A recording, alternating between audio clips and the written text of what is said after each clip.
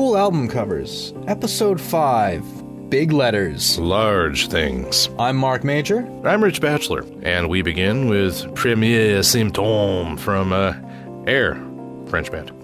When you look at this cover, you go, oh yeah, I get it. This reminds me of an earlier time. You mean like the sleeve inside the jacket? The main example I can think of is Led Zeppelin's third album, also known as Led Zeppelin 3. The one where you turn the wheel. Come to think of it, several Rolling Stones covers, especially Some Girls. I'm going to say Hooligans by The Who did it too. Actually, plenty of people did it. It's just, it's kind of stupid looking if you do it wrong, I guess is the point. And Air decided to go real simple here. On one hand, you can see that spelled out in a whole bunch of colored light bulbs on the marquee. On the other hand, it also just turns into a whole bunch of dots if you kind of like let your eyes go blurry for half a sec. Definitely a cool cover.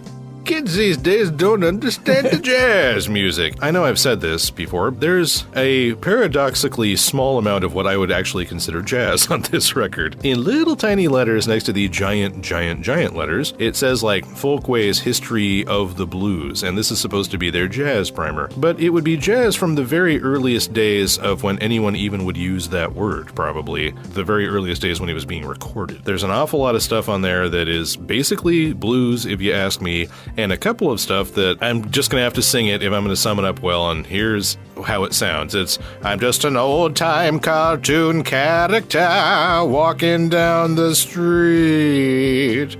And there's a lot of that. The age of campy. It wasn't being campy, it was just being music then. You know how hard it is to listen to like early Duke Ellington and not kind of briefly think to yourself, I bet this sounded old when he recorded it. Right. But it's not true. It would have been the brand new hot thing, and people would have been like, Jesus, this is insane! You know, jazz. I believe this, yeah, that's your record. A friend of mine gave me a stack of punk rock records. So you're not actually a fan? No, but when I was in undergrad, Milo, the singer of the Descendents, was a graduate student at the university I attended. And then when Jello Biafra came to our school to deliver his spoken word performance, Milo came out and introduced him. Ah. And that's as far into the Descendents as I go. They're another one of those bands that is more famous for being a sticker, more famous for being a t-shirt, whatever, than they are for being a band. Cool name, cool shirts. You saw them in the punk rock catalogs. Let's move on, shall we, to Olé. Coltrane's Olé.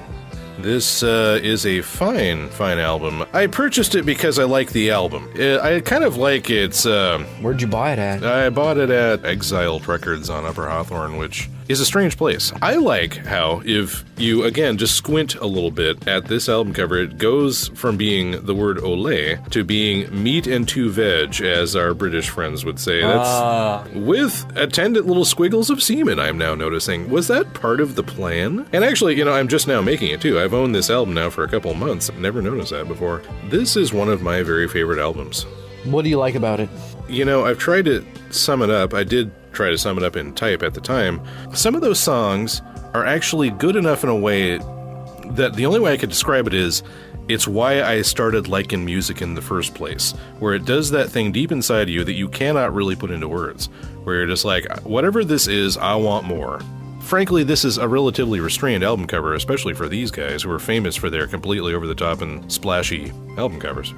Is this definitely one of theirs from their catalog, or is this something like a record label put together? The fact that it is called Aluminum Tunes, but in parentheses, Switched On, Volume 3, says to me that it's actually a singles compilation. This would totally crush for any other band. Someone would be especially happy to have that be their first album. They're just like, look at us! We're huge! You can make walls out of the letters that form our name! I guess that concludes this, Yeah, I'm just as confused as I was walking in, but I think that that's where we need to be.